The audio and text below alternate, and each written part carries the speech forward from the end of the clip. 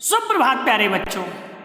हिंदी विषय की कक्षा 10 की पाठ्यपुस्तक क्षितिज भाग 2 के पाठ राम लक्ष्मण परशुराम संवाद के तीसरे मॉड्यूल के साथ मैं प्रस्तुत हूँ।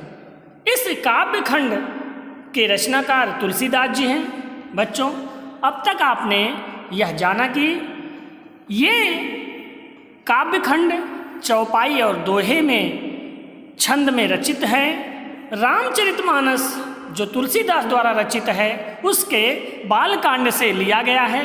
इस प्रसंग में राम और सीता के विवाह के अवसर पर, स्वयंवर के अवसर पर धनुष तोड़े जाने की घटना के बाद के दृश्य का वर्णन है। शिव का धनुष जो राम ने स्वयंवर में शर्त के अनुसार तोड़ दिया, उसके तोड़ने पर इतनी जोर की ध्वनि हुई कि दूर बैठे परशुराम ने उस ध्वनि को सुना और उन्हें अत्यंत क्रोध आया, क्योंकि वो भगवान शिव के बहुत बड़े भक्त थे, उन्हें अपना गुरु मानते थे। वह तुरंत धनुष टूटने वाले स्थान अर्थात राजा जनक के दरबार में आए और वहाँ पर धनुष तोड़ने वाले व्यक्ति को अपना अपराधी मानकर दंड देने का भाव व्यक्त किए।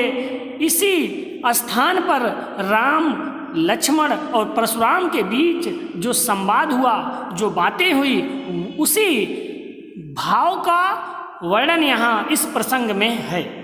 आपने प्रथम पद में ये जाना कि राम से प्रश्न करने पर परशुराम ने जब ये प्रश्न किया कि शिव का धनुष किसने तोड़ा, तो राम ने बड़ी ही विनम्रता और शालीनता से कहा कि आपका ही कोई दास है, उसने इस शिव के धनुष को तोड़ा, बताइए उसके लिए क्या आज्ञा है। इस पर अत्यंत क्रोधित होकर के परशुराम ने कहा कि जो सेवक होता है, जो दास होता है, वो सेवा करता है, शत्रुतापूर्वक कार्य नहीं करता। राम ही सुनिए, जिसने भी इस धनुष को तोड़ा वह मेरा शत्रु है, सहस्त्रबाहु राजा के समान मेरा शत्रु है, और वह मेरे सामने आ जाए, नहीं तो यहाँ उपस्थित सभी राजा जो हैं उनकी मृत्यु होगी, उनको मैं मार दूंगा।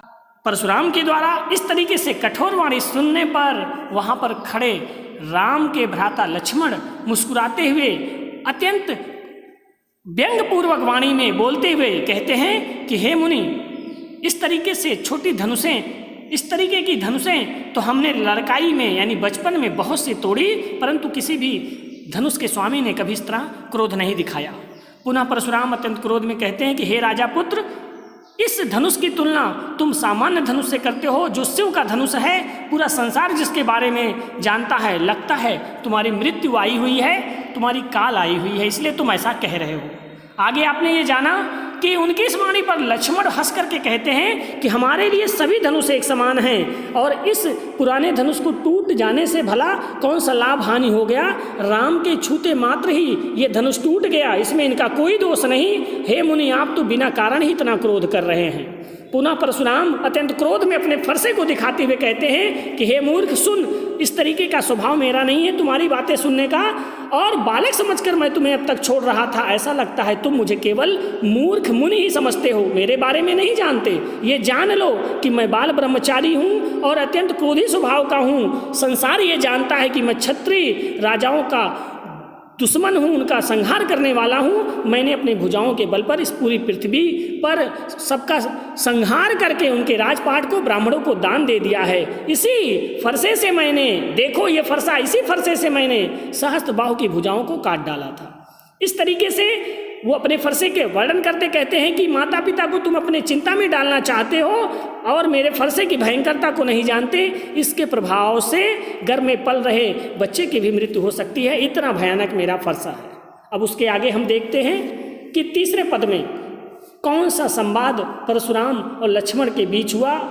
पुनः जब फरसे का वर्णन किया परशुराम ने, तो उसके आगे के इस तीसरे पद में है कि विहसी लखन बोले मृदुबानी, अहो मुनि सुमहाभट मानी।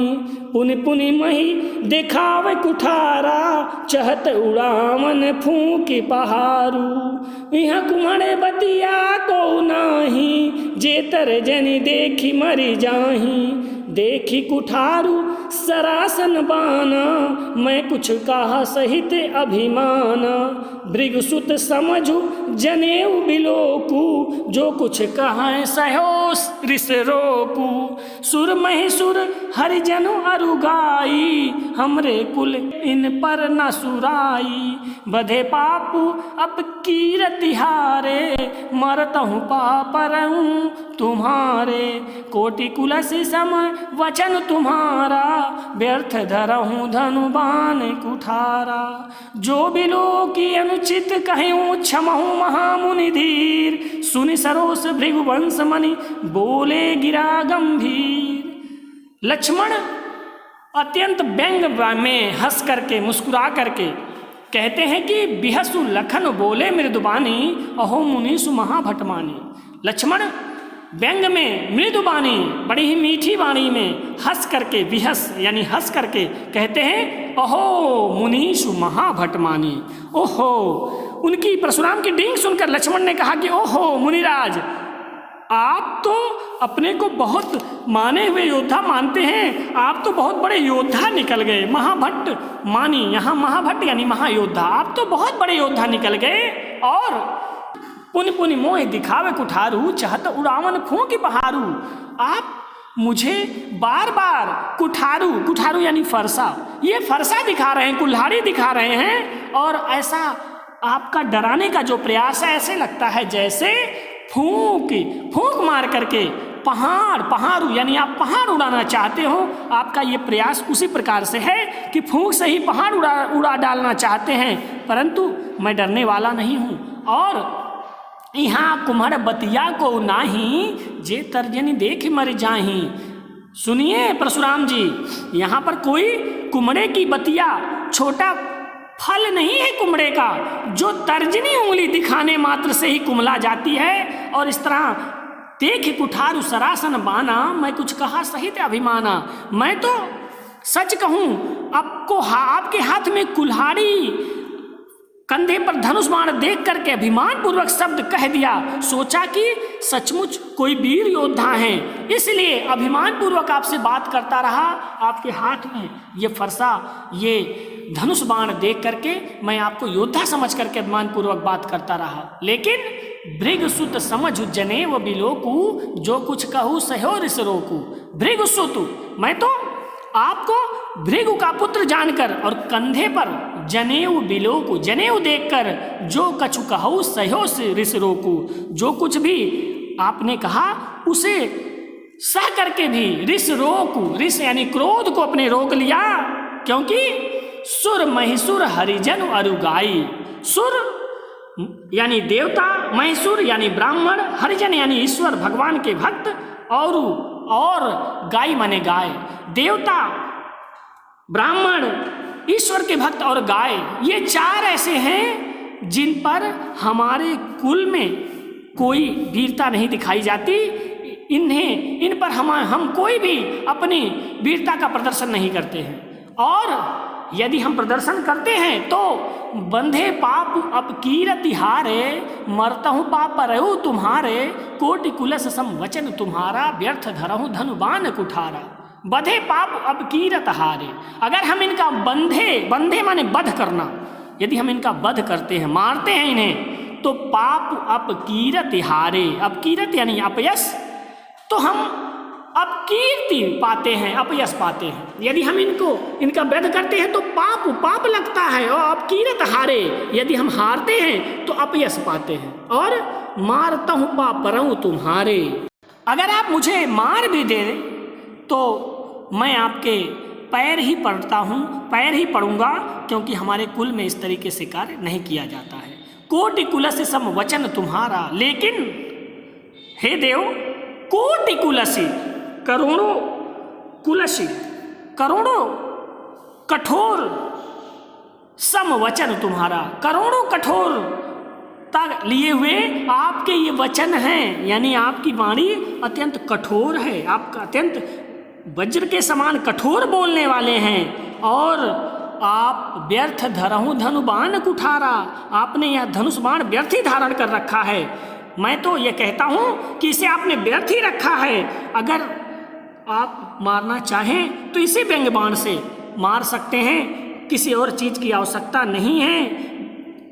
और जो बिलो की अनुचित कहयूं क्षमहो महामुनि धीर सुनि सरोस भृगुवंश मणि बोले गिरा गंभीर। जो बिलों को और इतनी व्यंग्यवाणी बोलने के बाद लक्ष्मण ये कहते हैं कि देखिए, अनुचित कहूं क्षमहो महामुनि धीर, यदि मैंने कुछ अनुचित कह दिया हो तो, अगर मैंने कुछ अनुचित कहा हो तो आप मुझे क्षमा करिए। और सुन सरोस भृगुवंश बोले गिरा गंभीर, इतना व्यंग करने के बाद भी लक्ष्मण और अधिक व्यंग करके कहते हैं कि अगर मैंने कुछ अनुचित कहा हो तो मुझे क्षमा कर दीजिए। उनकी इस बात को सुन करके सरोस अत्यंत क्रोध में भृगुवंश मणि, भृगु वंश के मणि अर्थात परशुराम जी बोले गिरा गंभीर, अत्यंत गंभीर वाणी में बोलते हैं, कहते हैं। इसके आगे जो उन्होंने कहा वो अगले पद में है, इसको हम अगले वीडियो में देखेंगे। तो बच्चों, अभी तक जितना पद आपने पढ़ा, यानी बिहस लखन बोले मृदुवाणी से लेकर के भृगुवंश बोले गिरा गंभीर, इन पदों में व्यंग बाणों की तीक्ष्ण प्रहारता दिखाई देती है और लक्ष्मण की वाणी की चतुराई भी दिखाई देती है। रामचरितमानस अवधी भाषा में है, उसका बालकांड भी अवधी में ही रहेगा, तो यहाँ पर अवधी भाषा का प्रयोग है। मुहावरे का प्रयोग भी कहीं कहीं है, साथ में तत्सम तद्भव शब्दावलियों का अच्छा प्रयोग है। कुठारू शब्द, वाणी शब्द, पहारू शब्द, ये तद्भव तत्सम के उदाहरणों में से हैं। अनुप्रास और वक्रोक्ति अलंकार की छटा दर्शनीय है। अनेक स्थानों पर अलंकारों का वर्णन, जैसे कोटि कुलस सम वचन तुम्हारा, तो यहाँ उपमा अलंकार है। इसी प्रकार से दोहा और चौपाई छंदों का सुंदर प्रयोग है। बच्चों, जितना आपने अब तक जाना उनके आधार पर कुछ प्रश्न हैं जिनका उत्तर आप लिखेंगे। प्रश्न नंबर 1, लक्ष्मण ने परशुराम पर कोमल शब्दों में व्यंग बाणों की तीक्ष्ण प्रहार क्यों किया? प्रश्न नंबर 1, इसमें आप लिखेंगे कि परशुराम अत्यंत क्रोधी और बड़बोले स्वभाव के हैं।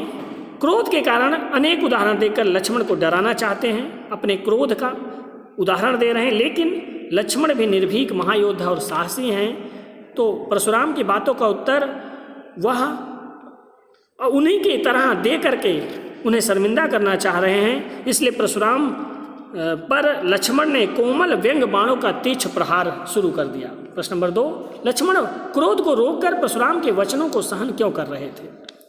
लक्ष्मण क्रोध को रोककर परशुराम के वचन सह रहे थे क्योंकि लक्ष्मण के कुल में ब्राह्मण पर आघात यानी प्रहार नहीं किया जाता और परशुराम को ब्राह्मण मानकर उनकी कही बातों को वो सहन कर रहे थे। प्रश्न नंबर 3, लक्ष्मण ने अपने कुल की कौन सी परंपरा के विषय में बताया? लक्ष्मण ने बताया कि उनके कुल में देवता, ब्राह्मण, ईश्वर के भक्त और गाय पर प्रहार नहीं किया जाता, इनके समक्ष वीरता नहीं दिखाई जाती। इस काव्यांश में निहित मुहावरा लिखिए। तो फूंक से पहाड़ उड़ाना, ये एक मुहावरा है। प्रश्न नंबर 5, अनुप्रास और पुनरुक्त प्रकाश अलंकार का उदाहरण दीजिए। अहो मुनि सुमहाभटा मानी, यहाँ पर अनुप्रास अलंकार है और पुनरुक्ति प्रकाश, पुनि में पुनरुक्ति प्रकाश का भाव है। परशुराम लक्ष्मण को बार बार क्या दिखा रहे हैं? परशुराम लक्ष्मण को बार बार अपना फरसा दिखा रहे थे। कुमड़बतिया शब्द का क्या अर्थ है? कुमड़बतिया शब्द के द्वारा इस शब्द से लक्ष्मण परशुराम से क्या कहना चाह रहे हैं? वो कहना चाह रहे थे कुमड़बतिया का अर्थ है कि छुई मुई या कुमड़े का फल बहुत निर्बल व्यक्ति, ये बात कहना चाहते थे। और इसके माध्यम से कह रहे हैं कि तुम अपना फरसा दिखा करके हमें डराने की कोशिश मत करो।